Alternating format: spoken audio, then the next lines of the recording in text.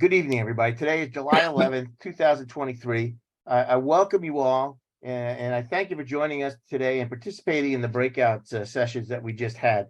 This is officially a joint meeting between the ASQ section 1510, which is the Southeast Florida section, and 1508, which is the St. Pete Tampa session. And also we have other individuals on this call who are not affiliated with either section. We welcome you as well. We're open to anybody in the public who's interested in quality, interested in the kinds of topics that we talk about. We welcome you into this anytime. We do these meetings monthly, typically on the second Tuesday of the month. I'm Phil Santology. I am the program chair for the section 1510 here in Southeast Florida. If you want to know more about either or both sections, you can check the sites in the Communities tab on the myasq.org website. Each of us, I've been through there, and each of us has a website there with different kinds of information. But you can find a little bit more out about the section through that. When you go into the Communities tab, and you have to look for under the, I think it's geographical. One way to do it through the geographical distribution, and then look for Southeast Florida section or for the St. Petersburg Tampa section. If you're interested in 1510, you can also sign up for our LinkedIn group. We post information there, like for instance, upcoming meetings and other activities that are happening around our area and that affect the section and the members. So you can go to LinkedIn and find us there as well. So this event is being recorded, as you've already heard when you signed in. We will be uploading the recording to our ASQ 1510 YouTube channel. So you can check it out there later as well if you want to refresh yourself on any parts of the presentation. You will also, as an ASQ member, or if you are an ASQ member, you'll receive an email verifying the recertification units for tonight, but you can refer to any time to the MyASQ Southeast Florida section community site, and there you can also find the files in the library for tonight's meeting attendance and most of the past meetings that we've had. So if you need to go back to find information for your upcoming recertification, you can it's a self-serve kind of a deal there. You can go check it out. So at this point, I would like to introduce Krupali Joshi, who is, you said, treasurer of section 1508. And just to talk about, give us a few words about the section, the status of the section, and the floor is yours. Okay, thanks, Philip. So as many of you know who are from section 1508, we've had quite a turnover in our board chairs and leadership for the section. However, we are trying to turn it around. Our most recent chair, Elizabeth McQueen, was no longer able to be on the board due to personal reasons and obligations. So William Wagner is our new section chair. He has sent out several communications within the past few weeks, just trying to get everyone on board. And we are trying to increase our virtual and our physical presence within the area. So as many of you saw earlier this year, we have had 2 different knowledge hunts in collaboration with PMI, as well as some of the other professional groups in the area.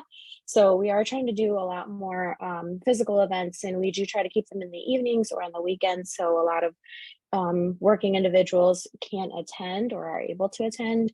However, we do want to increase our virtual presence. So we are looking to sections like 1510 to kind of give us more insight on how to do that. And hopefully we'll be able to do some of these collaborations more in the future to help the people who are not able to attend the physical events or in-person events to be able to attend the virtual events, or even lunch and learns in that similar manner. So thank you to section 1510 for including us in their presentation tonight and allowing us to say a couple words.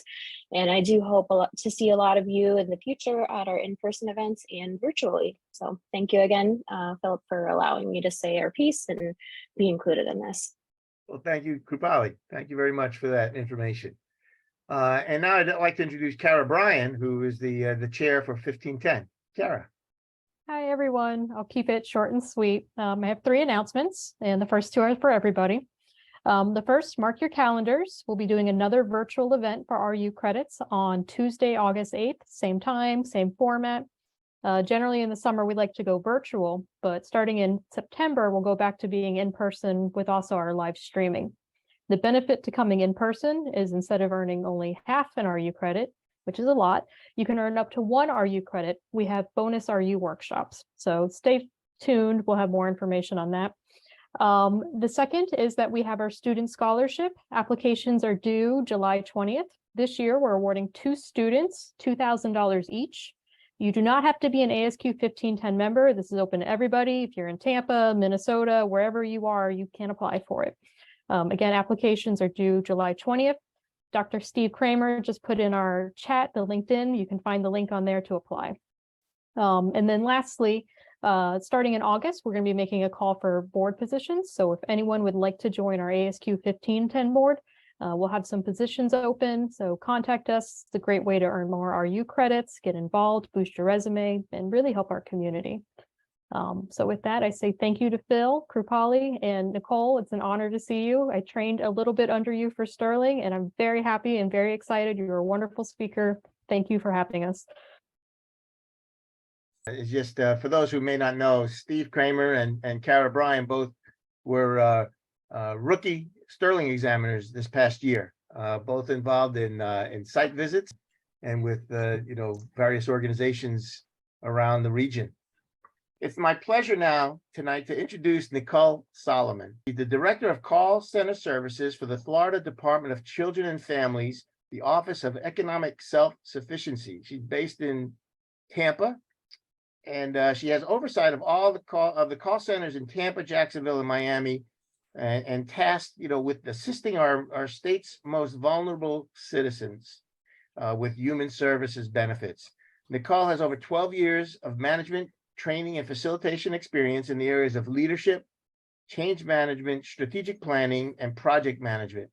She's a certified master facilitator, a Six Sigma Green Belt, a Sterling Council Master Examiner, and adjunct professor at the University of South Florida, the Kate Tiedemann School of Business and Finance. Nichole has a Bachelor of Arts degree in music from Florida State University and a master's in business administration from the University of South Florida.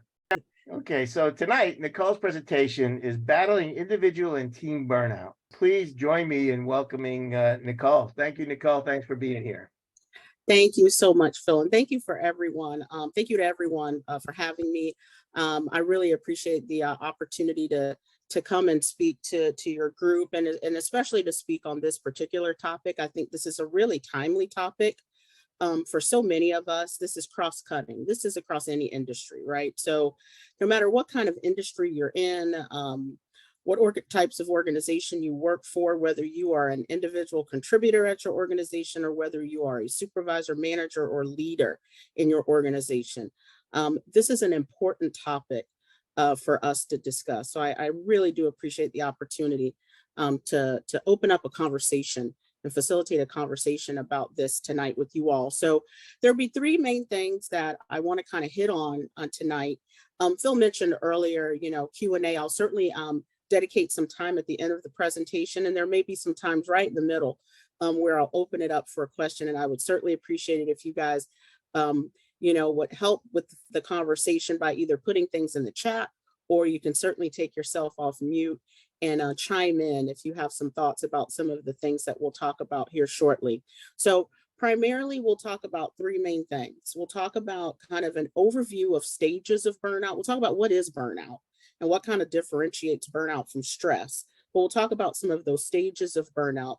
We'll talk about the signs and symptoms of burnouts, whether it's on the individual side or even at the team side. There are actually some signs and symptoms for team burnout or organizational burnout. And then finally, which I think is the most important part of this presentation, is how do we handle it? What do we do about it? How do we cope? And what are some really strong strategies that we can start to consider for ourselves and for our teams or organizations if we start to see ourselves in some of the tenets of this presentation as it relates to burnout? All right. So let's jump right into what our first main objective is. So the first thing I want to talk about is, why is this so important? Here's a few statistics for us. Let's take a look at a couple of these. So 75% of workers have experienced burnout, with 40% of them saying they've experienced it specifically during the pandemic. And we actually, I think, Phil, you mentioned that a little bit earlier, and maybe one of the breakouts, you might have heard from some of your members here, where that's where we really started to hear a lot around burnout, around the pandemic. I know personally, just having to change our business model on a dime and move everything to virtual, that was a cause of a lot of stress in my workplace. I'm a working mom, I'm a single mom. So having my daughter at home when the schools shut down. So here I am trying to work, and I'm trying to cater to my daughter.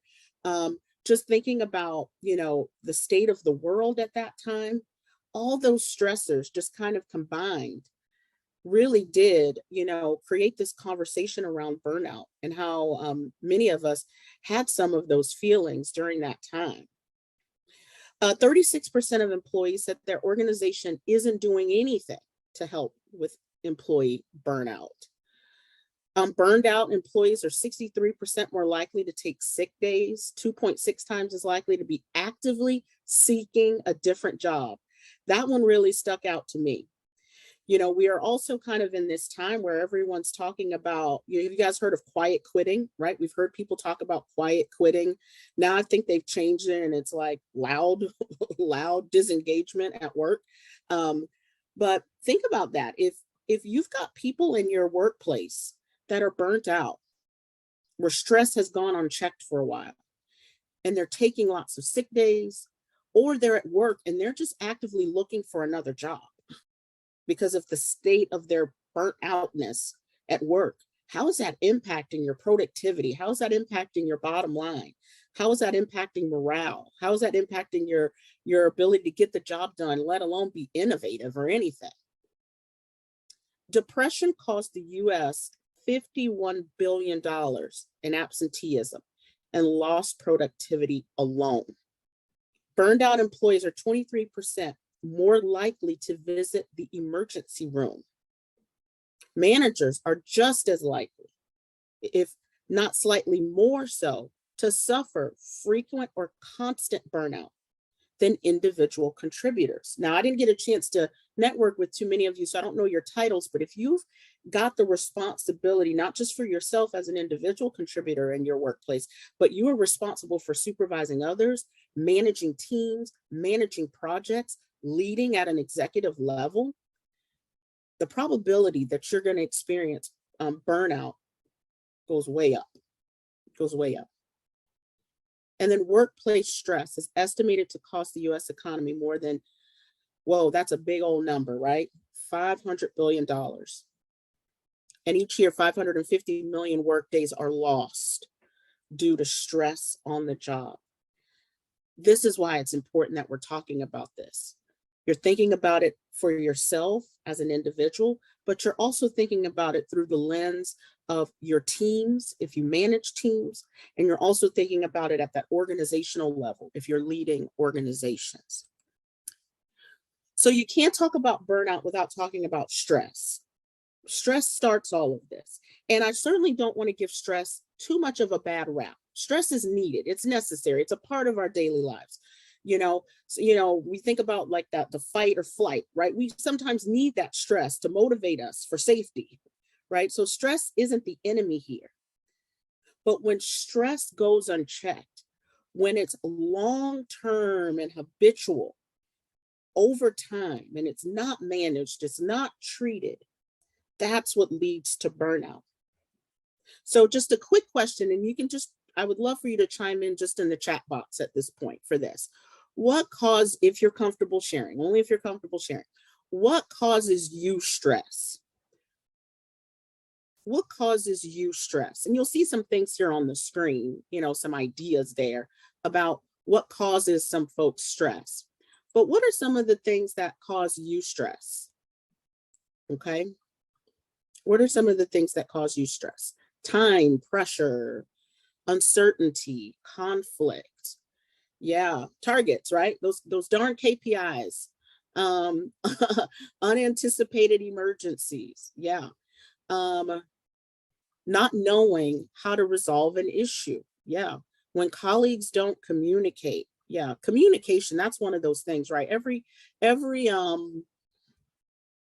like survey, employee engagement type survey I've ever seen, ever done, never seen the results for, everyone's saying the biggest issue is communication, right? No one ever feels like they're being communicated well enough to. And that can certainly lead to stress. Lack of understanding of your roles and responsibilities, absolutely. Lack of support. Yeah. And we will probably focus a lot of this presentation on the workplace and triggers within the workplace, but stress can come from everywhere, right? We live whole lives. We're whole human beings. My children and their needs and wants and expectations, that can certainly stress me out. If you're in a place in your life where maybe you're a caretaker, maybe you're caretaking for your children, but you're also caretaking for your parents, that can also stress you out. If you're worried about your finances, if you've got health concerns, right? All of those things can be drivers of stress. And again, stress in and of itself in small pockets is not a bad thing. It's a part of our daily lives. It's just, it's how we function, and it's okay. But when it's long-term and it's over time, that leads to burnout when it goes untreated. Thanks so much for everybody for chiming in on that one. So let's talk a little bit about stress signals for ourselves. All right. So if we kind of think about it in these 4 quadrants here, so body, mind, emotions, behavior, and you can see some of those things. Think about yourself. Fatigue, headaches, skin irritations, constricted breathing. You might say in and of themselves, okay, yeah, I'm tired sometimes. I get fatigued. That's not that big of a deal. But again, fatigue over time. If you're constantly fatigued, that's a signal. Look at the mind quadrant. Worrying, indecision, negativity, foggy thinking, impaired judgment. Again, individually and snapshots of time, not that big of a deal. We all worry a little bit here and there, right? But if it's constant, if it's long-term, it really moves from the stress category to maybe you've moved more along that continuum to burnout. Same thing for emotions and behaviors. Look at the behaviors. Is there a signal in your life of maybe you're abusing something? And a lot of times we'll say, well, no, I'm not abusing anything. I'm not an alcoholic. I'm not abusing recreational drugs. I'm not doing any of those things. No. Are you shopping? Are you overspending? Look at your, other signals. Are you accident prone, restless, loss of appetite on the emotional side? Are you kind of indifferent? You don't really get too high, you don't get too low, or kind of just apathetic, You lost your confidence. Are you actually having some feelings of depression? Those are some of the signals that you want to kind of be aware of so that you can catch them early in these stages so that they don't lead to burnout. And you can start to say, hey, there's something here that I might need to attend to and manage. So again, stress and burnout, what's the major difference here? If you look at some of the descriptors here for stress, you'll see they all kind of lean toward the physical side of things, the more active physical side. Overengagement, reactive emotions, a sense of urgency, a hyperactivity. Lost or diminished energy could lead to anxiety, physically tolling, stress. But if you look at burnout is more, it seems more mental and emotional. Disengaged, blunted or distant emotions. A sense of helplessness, like this is never going to change. This is never going to get better. Motivation is lost, leads to feelings of depression, and is emotionally tolling. All right. So those are kind of some of the major differences. And again, you want to catch it early for yourselves, for the people that you care about, so that it doesn't lead to that burnout, which could take a little bit longer to kind of get yourself out of. So there are 5 main stages of burnout. And there's some different models on how many stages of burnout are. This is the one that I kind of lean on the most.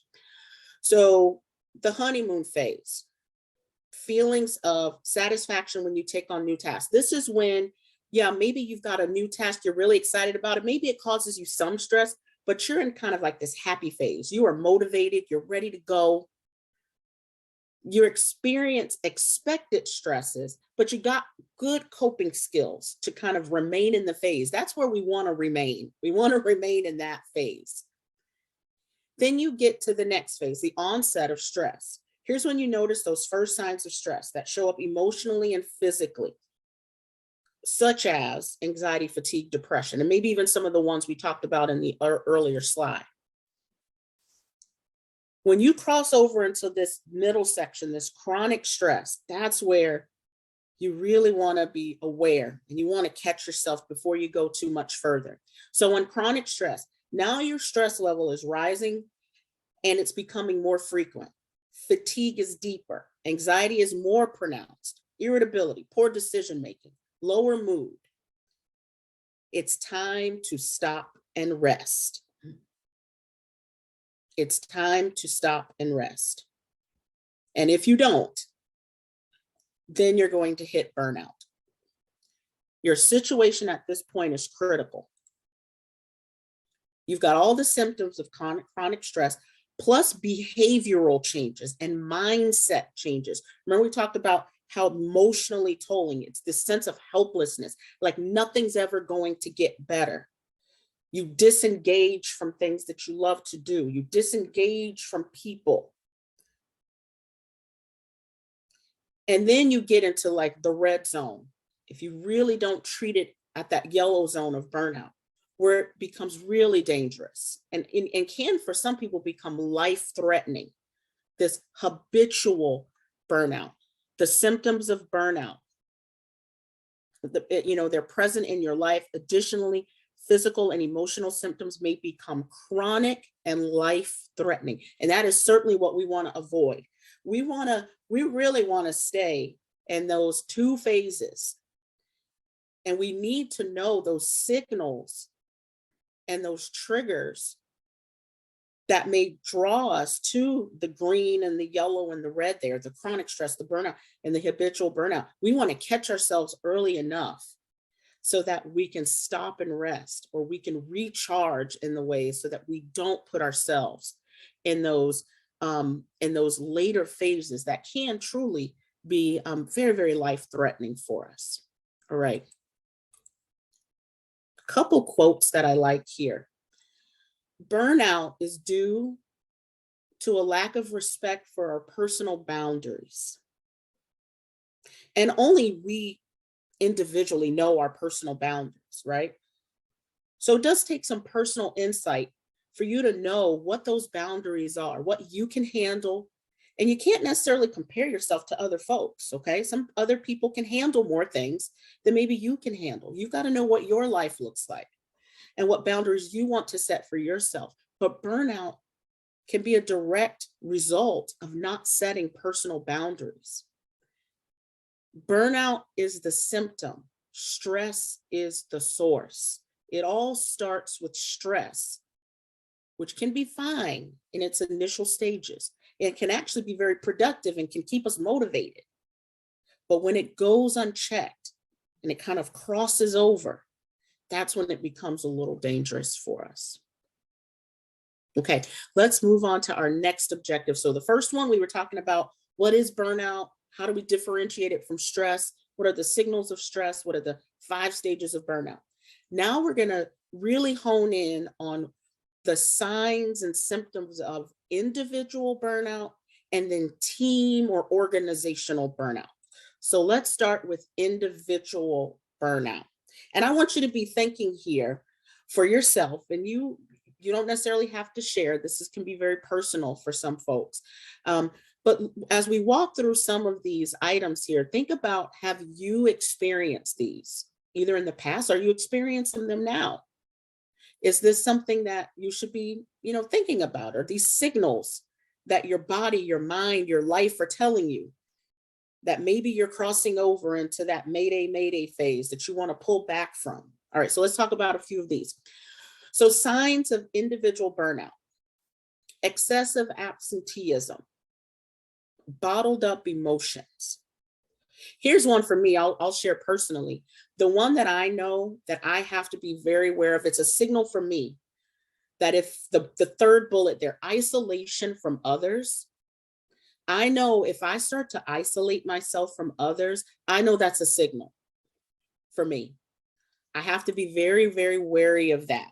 That if I start to kind of pull away from people, that, I got to put myself in check. Okay, what do I need here? I'm starting to, not use my support system, not ask for help. If I start to isolate, I know I need to start to think about, what am I doing to take care of myself a little bit better? Substance abuse to mask feelings. And again, substance abuse, or anything you can abuse, could be anything. It could be alcohol, it could be drugs, it could be food, okay? It could be gambling, it could be overspending, it could be anything, and so it goes right into that. Compulsive behaviors.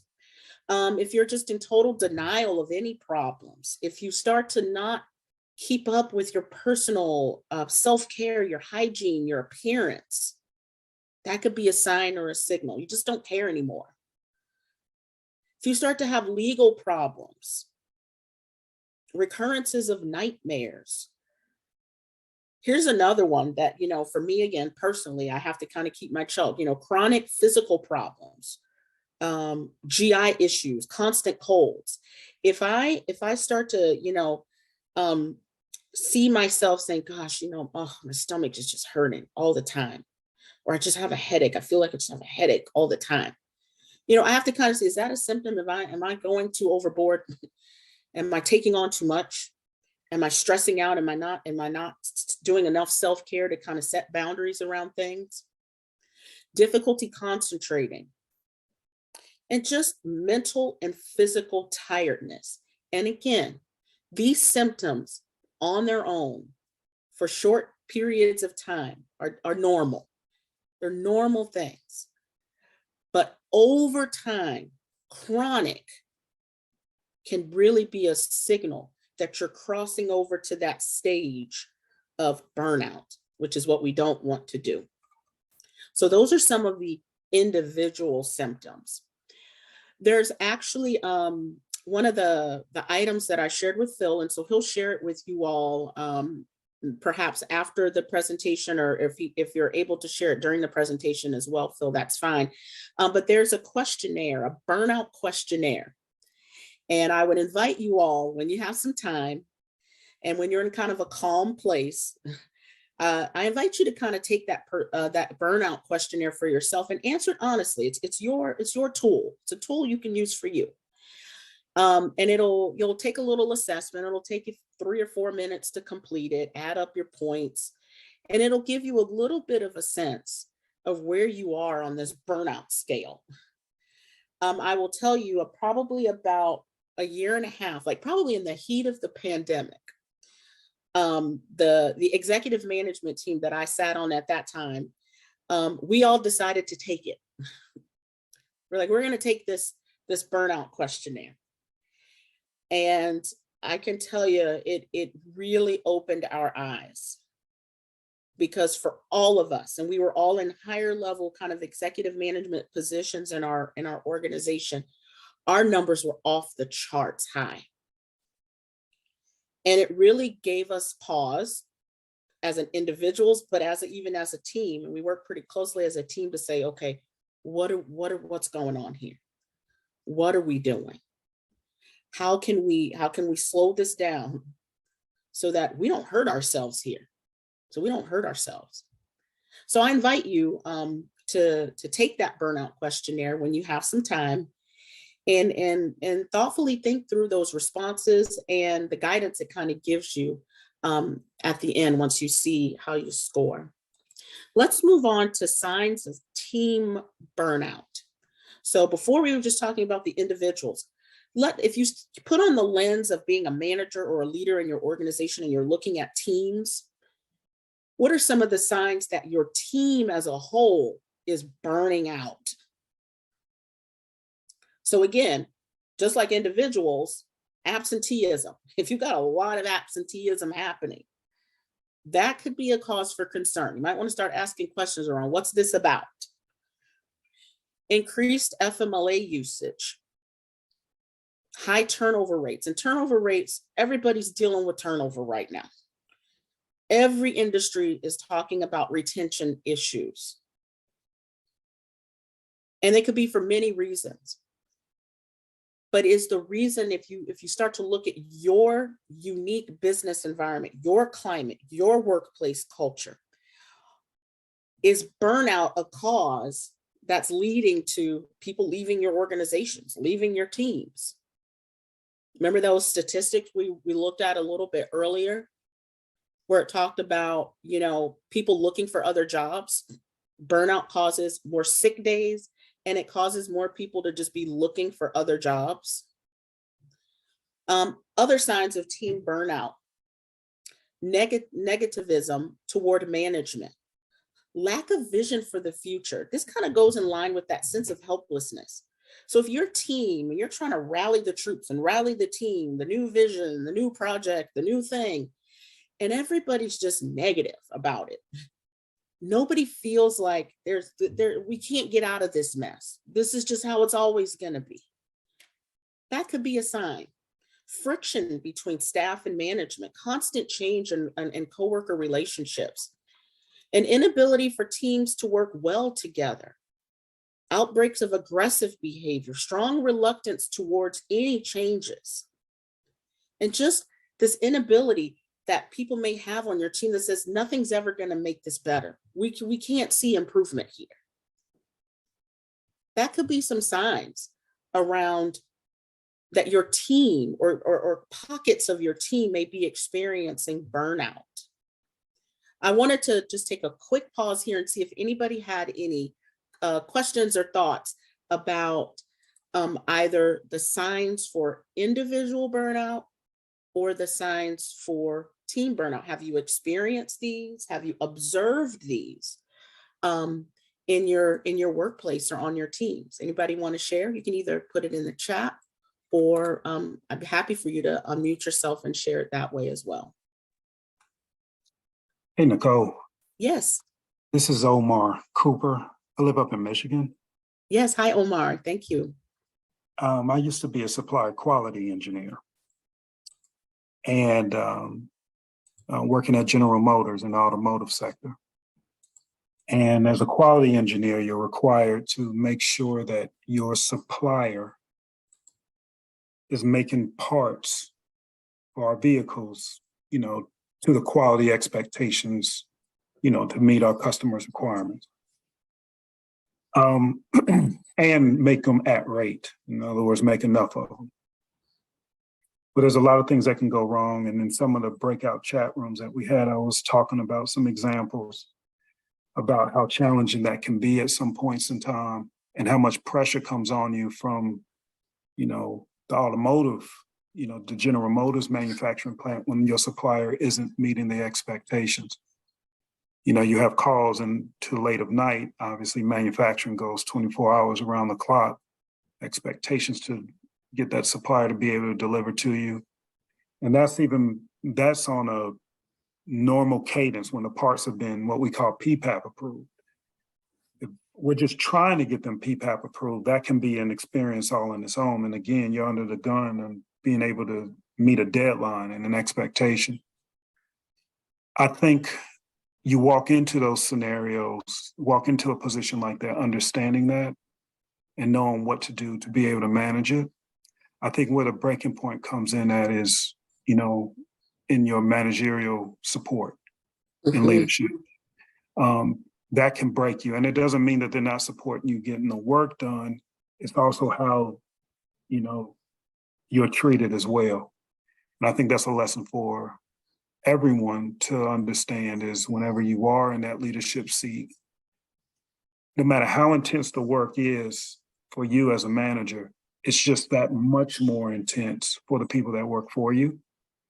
So it's a mindset and a good lesson learned to always take the time to make sure that you do whatever you can to not only empower and support them, but to make them feel appreciated. And it's a balancing act because there are expectations to be made. But I think therein lies the responsibility of the manager as well, is to making sure that those expectations are clear so everybody knows what's inbounds and out of bounds. And it's easier for you to be able to discern when I'm pushing too hard and when I'm not giving enough, of the praise and, uplifting energy to that respective employee, and whether it's via rewards and recognition or just constantly promoting them to try to get that next promotionary role or whatever that may be. But that's a key thing to help manage stress from a managerial standpoint, is understanding that as incredibly hard as it is for you, it's harder for your people. And you have to be able to balance how you work with them. Yeah, Omar, I really appreciate those comments, and we're going to get into in just a moment. You're giving me a really good segue about some of the strategies. Now that we've talked a little bit about the signs of individual and team burnout, we're going to talk next about the coping strategies. How do you combat it? And underneath that managerial kind of umbrella of strategies is just what you said. Are you creating the burnout as a manager? Is your management style, leadership style, approaches to how you run the business, is that contributing to your team's burnout? So managers always kind of have to have that managerial insight as well to ensure that they are creating that environment. And if I could kind of, rephrase your words a little bit, but creating that kind of supportive accountability culture where, yes, people are being held accountable to the things that need to get done, but you're doing so in a supportive way. So I appreciate that. Thank you so much, Omar, for chiming in there. And that gives me a great segue to our last portion of the presentation, which I think is the meat and potatoes here. It's all about what do we do about this now, right? So we've talked about what stress is, what burnout is, individual symptoms, team and organizational symptoms. What do we do about it? And I've kind of sculpted this portion around what's called the 6 dimensions of wellness, all right? And you'll see the visualization there for what those 6 dimensions are: occupational, physical, emotional, spiritual, intellectual, social. So we'll talk very quickly about each one and some techniques. These aren't all inclusive, but there are some of the techniques that you can think about, take away, to how you work on self-care, right? It starts with the individual, but how could you work on self-care once you start to see those signals of stress or feel like you are crossing over to those more dangerous phases of burnout? So occupational wellness, which is about the personal satisfaction and enrichment you get just through your work, getting life through the work that you do. And sometimes work is the cause of our stress, right? But work can also be an enriching activity for us as well. The ones that I've bolded in blue are the ones that I do, right? Just things that I do, and you may see some of the other ones, or you may even have some other ideas. But for me, when I'm trying to set boundaries, when I'm trying to work on, wellness around work, for me, has to do with organization, right? I feel better when I'm organized. Some people can work with a messy desk and stuff all over the place. And I know exactly where it is, Nichole. Don't even worry about it, right? I can't work like that. That causes me stress. So for me, I have to get organized, and that brings a sense of calm and purpose to me. So for me, I make sure that my workspace is organized. I really practice my time management skills. I use a lot of time blocking on my calendar so that I can dedicate time within the time periods, that are good working hours for me to try to get things done. Everyone on my team has access to my calendar, so they know how to read my calendar for things that I've blocked off. And I truly will say on my calendar, working time, so that nobody schedules a meeting for me during that time. And it's the time in the day where I'm gonna get certain things done. You know, I found, especially since COVID, and especially since many of us work a lot more on Zoom or Teams and things like that, that we don't give ourselves enough time in between meetings. It's like meetings are back to back to back to back to back. And if you don't time block, you will find yourself, because I found myself there, you know, going from one meeting to another on Zoom, and you don't even have enough time to think in between those meetings. Go take a bathroom break, figure out what you got to do, what your deliverables are from the last meeting before you go to the next meeting. So, you know, you can figure out what works best for you, but kind of understanding, what do I need to do to create some boundaries, to create some peace in this particular dimension. Everybody's unique, so everybody's approaches will look different, but you certainly want to kind of have an idea of what works for you. Generally speaking, when anyone is stressed, or especially leaning towards that burnout, this dimension of wellness becomes paramount. Physical wellness becomes paramount. So getting plenty of sleep, implementing a healthy diet, exercising, and staying hydrated, right? And I bolded all of them because they're all really important. And honestly, when I feel myself, remember I said some of the triggers for me were like isolation, or I start to get headaches, and I say, okay, Nichole, you got to start taking better care of yourself. You got to set some boundaries. I always go to this physical wellness dimension first. And I say, okay, I got to work on my sleep. I got to make sure I'm getting enough sleep. I got to change my diet. You know, I got to watch the caffeine and the sugar and all the things that could be contributing to my lack of health. I've got to, you know, start exercising more, because exercising certainly helps reduce stress. And you'd be surprised at how dehydrated we all are. So I actually have like a timer on my phone to remind me to drink more water. Right. So, and to try to, I've weaned myself off of caffeine over the last 3 months or so. So I'm very much, you know, making sure I'm staying hydrated. And you'd be surprised by making some of these smaller changes like that on this physical wellness dimension, how you can reduce your stress. Here's another one, another dimension around social wellness. So it encourages contributing to your environment and your community.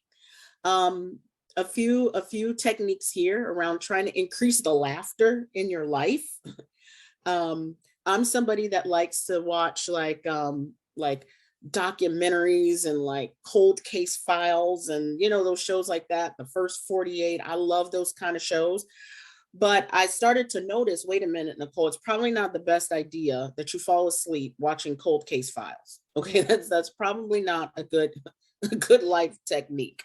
So, you know, it's kind of stuck in your brain and you're thinking crazy thoughts. So no, you know, how can I add more laughter into my life to bring my stress level down? Smiling and laughing helps increase those great, you know, endorphins and all of those things. You know, having meaningful relationships and supportive relationships and having a support system is also really paramount. And, you know, pet therapy, that's one that, you know, a lot of people talk about. I don't know how many of you have pets here, dogs, cats, whatever your pets are. But let me tell you, pet therapy is considered one of the great approaches to helping with your stress level. So, you know, what do pets do for us? Think about it. You know, companionship. Pets are known to improve mood. They encourage exercise, especially if you have to go out and walk your dog. Decreases your individual heart rate, improves your blood pressure. Having a pet, and even just having a pet that you can pet and cuddle up with, or, you know, if you're a pet person, not everybody's a pet person, a dog person or a cat person, but pet therapy is another one of those things that really helps with self-care and helps reduce your stress. Intellectual wellness. So recognizing your creative need for stimulating and mental activities. So reading for fun, learning a new language, playing a game, or learning a new musical instrument, journaling, doing like Sudoku or you know, crossword puzzles or things. Sometimes those things are de-stressors. I remember I was raised by my grandma, and every night after work, she would sit in her chair and she had like a little crossword puzzle. And she would sit there for like 2 hours every night, rain or shine. She would do this crossword puzzle. And I was like, what's she doing? How boring is that? But I can think about it now. I'm an adult now. And I said, oh, I know exactly what she's doing. She was doing what I do now when I'm like mindlessly playing a little game on my phone. Sometimes it like kind of calms me down. Or it gives me a, you know, an intellectual spark, you know, Phil, you were joking with me earlier. Yeah, I was a music major. I played instruments, but playing music and playing an instrument, even if you're learning something new, that stimulates your mind. It opens you up, and it can lead to more joy in your life. And when you have more joy in your life, generally your stress levels go down. Spiritual wellness. And this can be whatever it means for you. This isn't necessarily about religion, but it is around recognizing, you know, maybe our humans need to search for meaning and purpose in life. So whether that's religion for you, whether that's yoga, meditation, for some people it's traveling. It really helps you with a sense of, you know, a purpose in life, and learning about new cultures kind of opens that up. And it brings joy, brings peace. And anything that brings joy and peace generally reduces your stress level. And then the final dimension is around emotional wellness. So recognizing the awareness and acceptance of your feelings. So finding an outlet to manage your stress, seeking balance, accepting support. That's a big one for me personally. And then here's another big one, learning to say no. All right. You know, you got to learn to set boundaries, and you got to learn to say no. Sometimes that kind of leads me here to some of the pitfalls around burnout. And sometimes burnout, we're our own worst enemies sometimes, because we are creating environments that are leading to it.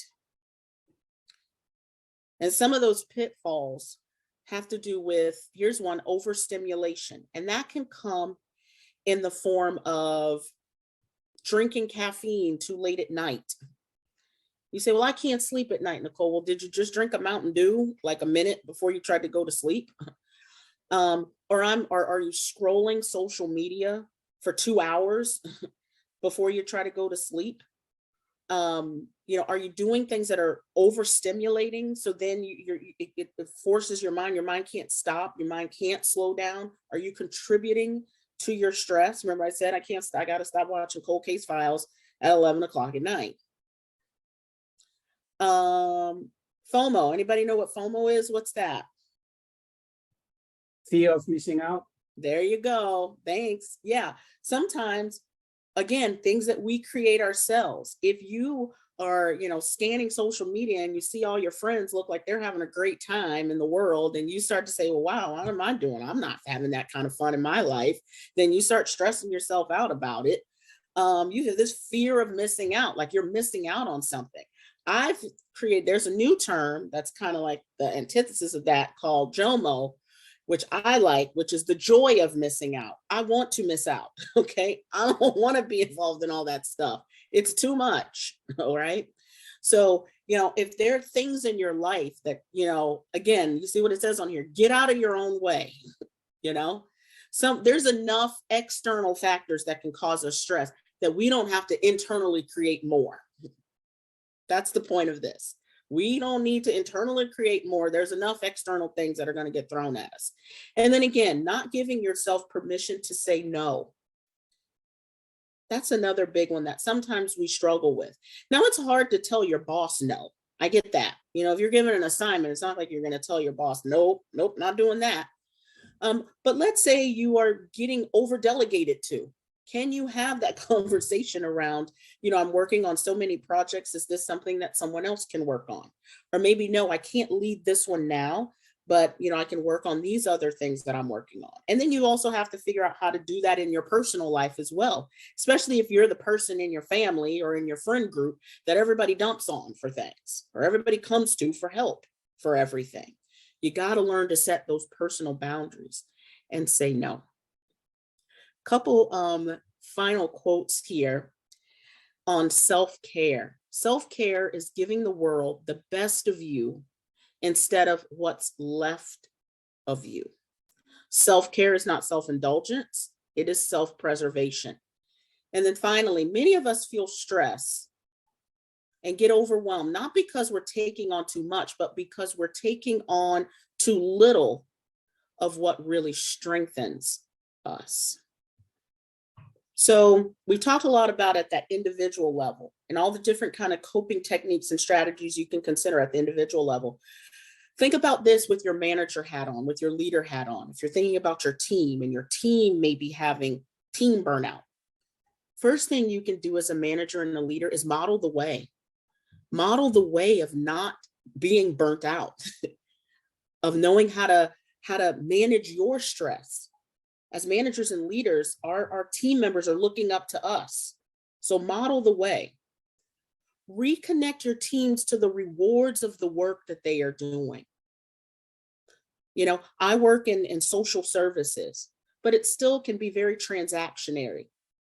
And so one of the things that I'm always trying to do is remind our team members that it's not just a number. It's not just a transaction. There was a family behind that transaction that we're helping. So reconnecting people to the purpose and the why.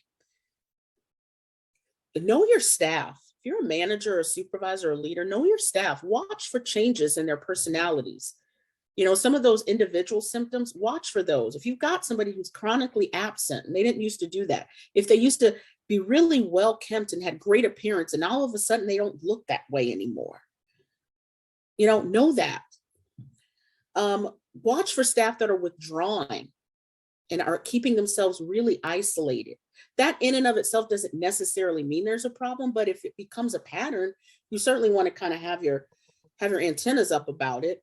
I like this one. Watch for staff that never or rarely smile. Omar was talking earlier about our role as managers and how important it is that with all the external stressors that just kind of come with getting the job done, managers have to kind of keep their pulse on the culture and how we're motivating our team members and creating that supportive work environment, so that even with all those stressors, people are still feeling like they're valued. Actively encourage your staff to take their breaks and use their leave. Maybe at a certain point in our nation's history and in our workplace environment, it was a good thing to say, I didn't take a day off work. Haven't missed a day of work in 25 years. Maybe that was a mark of honor at some point. I don't necessarily see it as a mark of honor now.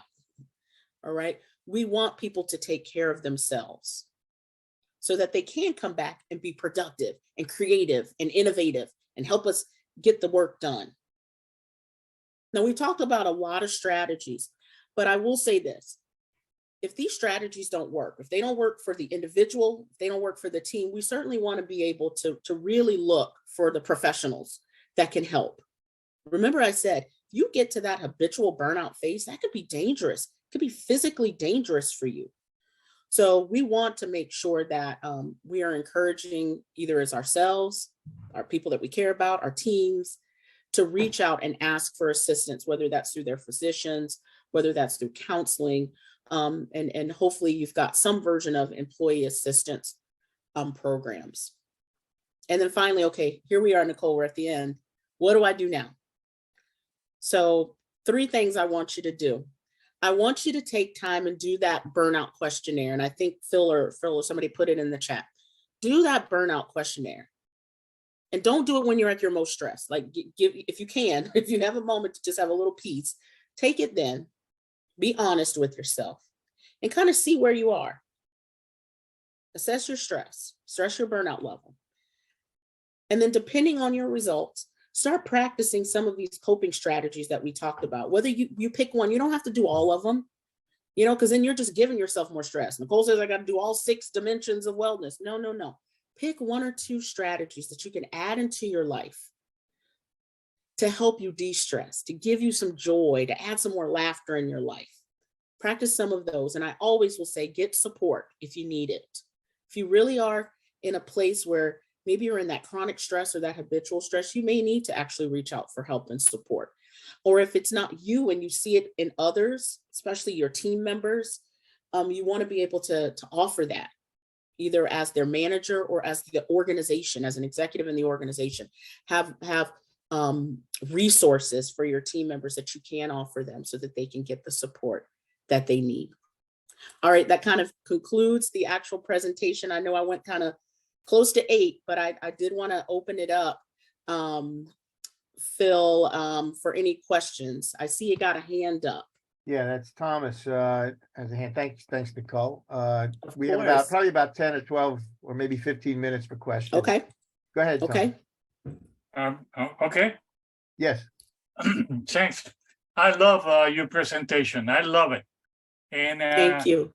the fact is that in most of our industry, these type of things are taken very lightly because most of the managers are engineers, are Mhm. chemists, and that type of scientific minds that they don't believe in this type of things. But the fact is that there is a strong scientific background that support all the points that you presented. Mhm. For example, when we talk about pet therapy, Mhm. somebody said, "Oh, pet therapy, that's silly." No, that's not silly, because when you are petting your dog or your whatever you have, you are segregating oxytocin, which Mhm. is the love hormone, and you feel the same type of feeling that you feel when you are with your loved one. So that's part of the scientific background to support therapy as one of as an example. I love it. Thanks.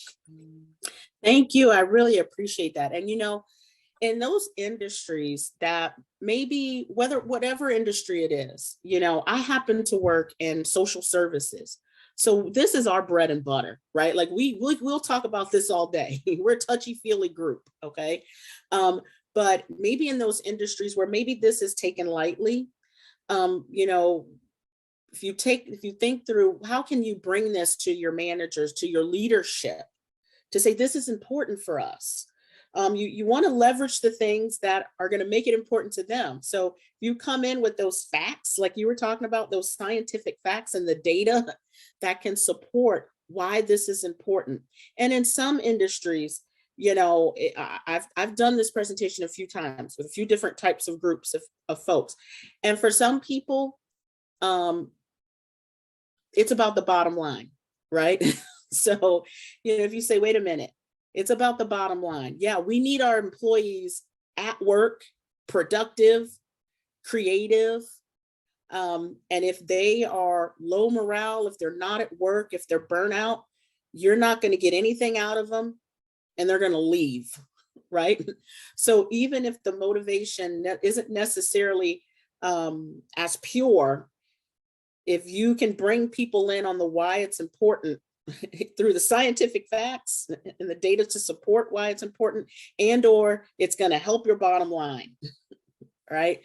That can be a way to at least initiate the conversations if you're not necessarily getting as much management or leadership support around having these conversations at work. Thank you, Dr. Thomas. I appreciate that. Did anybody else have any questions for me or comments? There was one comment, Nichole, earlier when you were talking about, I think you were talking about a symptom for yourself of burnout was isolation. And Katie said that on the other hand, some isolation from others might provide, you know, respite for the introverts as Yes. self-care, you know, so I Yeah. just wanted to bring that up. Yeah, that's a really good point. And here's the thing, I'm an introvert. I'm like, I've done the, you do, what is it called? Myers-Briggs, right? So I've done the Myers-Briggs test a million times. And every time I'm on like the furthest scale of the introvert. So isolation to me is also very important. But introversion is really more about, having the time you need to recharge. Introverts need to be alone to recharge, where extroverts need people to recharge. It crosses over to the danger side, in my opinion, if I am not just practicing my need for introversion to recharge, but I'm isolating and not utilizing my support system as I normally would to help me in life.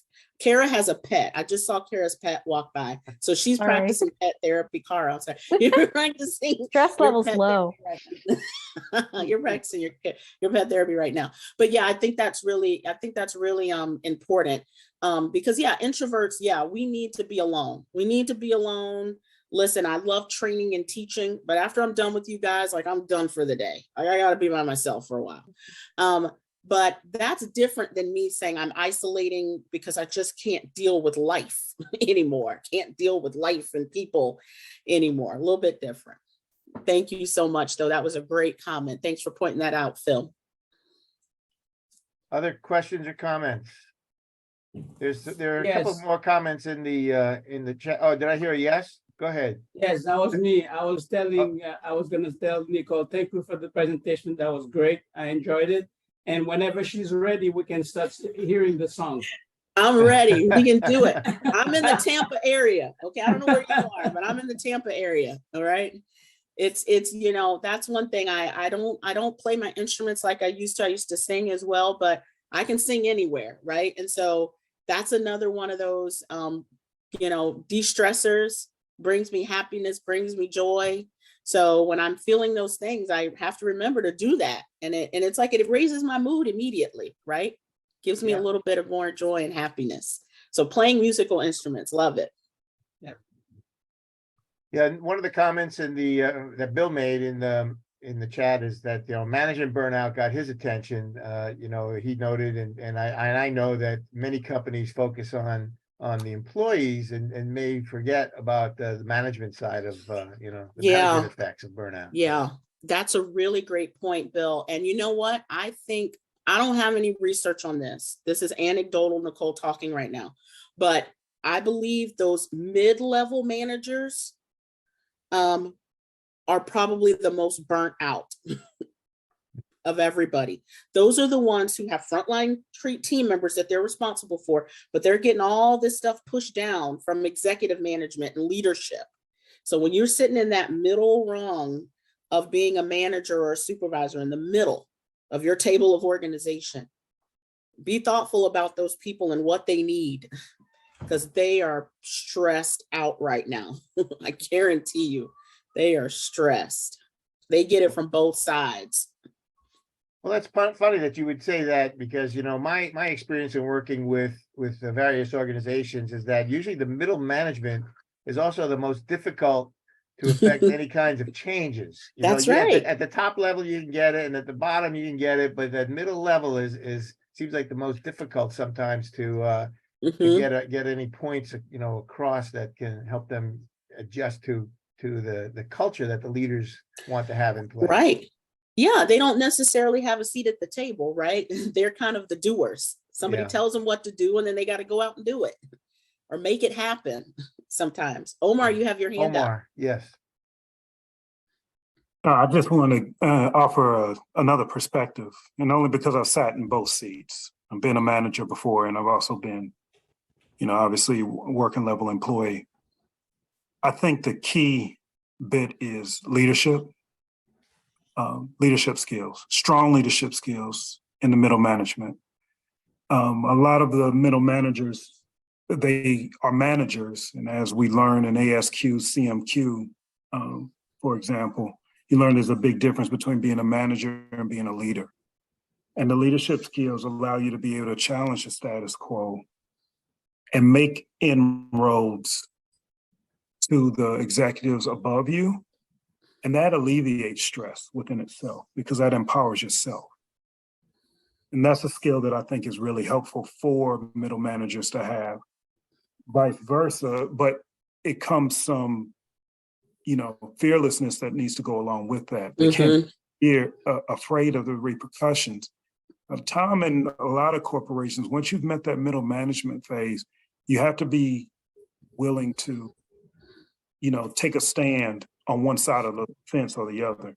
Am I going to always, quote unquote, do what a leader would do? Or am I going to try to constantly, work to just keep politically positioning myself to be in a certain space because I feel like I owe somebody something or I have some underlying agenda? And that's where the stress comes from, is that dichotomy right there. You have to choose a side in middle management. Either you're going to go all this way or you're not. My mind, ethically, the right way to be would to be taking up that mantle of what a leader is defined to be. And then you set proper expectations, you hold your people accountable, but at the same time, you make sure that you drive things to them the right way. So even if it's a decision that your audience won't, and your team won't be supportive of, you let them know up front, there's going to be things like that sometimes. But guys, this is one that we got to do. There are going to be things that I don't agree with that I'm going to voice and we can change. This one isn't one of them. We got to do it. Let's get it done and move forward. That takes away the stress. That takes away any frustration. And then you can manage it because the expectations are clear. But without having that, and you're playing against whatever underlying agenda you have, you get caught in a gray area that will just have you bubble over on edge for. And life's too short, as you just very eloquently expressed over the last 45 minutes. So Thank you, Omar. I think, one of the things, for our mid-level managers, many times people get, and I'm hoping you've heard this and can appreciate this. Many times we promote people to those frontline supervision, mid-level managements because they were good at the widgets, whatever the widget is at your job, all right? They were good at the technical widget. And sometimes we're promoting people not because of their leadership style potential, but because they were good at the widget. And sometimes we're doing that at the same time as not providing them with some of that training and that leadership courage that you were talking about, to be able to do the things like own the message and share the message, which does help empower and minimize stress. When you feel like, you can own that message and share that message and rally your team and motivate your team. But those are all leadership characteristics and traits. And sometimes our organizations aren't always promoting for those traits. Many times we are promoting for those that were really good at the frontline positions. Not all the time, but some of the time. leadership training is a big piece. Yeah. And if corporations do that, then they'll be better off. I always used to tell my team, as they wanted to be promoted or had aspirations to move further within the company, a lot of times you have two types of, individuals that ascend. You have people that are result oriented and know how to drive results. Those fit those leadership characteristics. And then you have this other side that I would call more politically motivated. And you need that. You desperately need that as you ascend through the ranks, but it can encompass all of you. And you have to decide which one that you're going to be, and also align yourself with the skills that is going to allow you to be necessary and, effective in both areas to be as successful as you can as a leader. Because otherwise, to your point, you will live in stress if you commit yourself to something that's not founded in results and driving towards end goals at the end of the day and managing people because that's what you love to do. Okay, thank you, Omar. And there are just two brief final comments in the chat. One that Ashley makes the point that this topic is typically overlooked in workforce, as affecting the workforce. And Blanca says that it's right on target. it was right on target this evening. So Yeah, Phil, this Trenton. So I had a question. I'm also a supplier quality engineer, and I'm in space, aerospace, and defense. Company I work for, we have a union, and I also work for another aircraft company, which they had a union. We, previous position, I was a continuous improvement engineer. We've been through the same deal with burnouts, and we had to do root cause and corrective analysis on this. So I've been down this road, and it goes all the way up to the chain. But do you have any information? Because we noticed something where all the exempt employees that are non-union are the ones that deal with the burnout symptoms, but the union folks never have really had that problem. I know what was the results of the investigation with that particular company, but I just want to know if you have any information on that, because I'm an exempt employee. I know how to deal with the burnout because of what I experienced in my career and just personal situations and things of that nature. But I just want to know if you have any information on that, because I am myself pro-union, and I know the pros and cons of it.